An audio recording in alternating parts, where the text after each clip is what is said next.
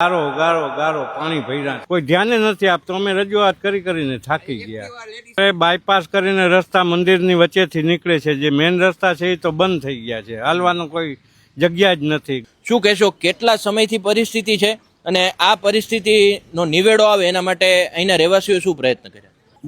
મોરમ road પાથરી ખોદીને મોરમ road પાથરો છે, બરાબર ને?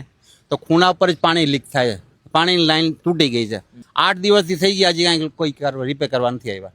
અને આ જો હાલમાં ટ્રેક્ટર અહીં નખાય છે, પણ એ તો ખાડો નથી તોય ટ્રેક્ટર નખાય. હાલમાં જુઓ આ બધું પાણી ક્યાં જશે? જ્યાં કોર્પોરેશનની ઓફિસ છે એ તો સ્માર્ટ જ છે, કોર્પોરેશનની ઓફિસ સ્માર્ટ છે. આ વિસ્તાર જે છે અયોધ્યા ચોકથી 1 કિલોમીટર અને અહીંથી નવી કોટ 1 કિલોમીટર.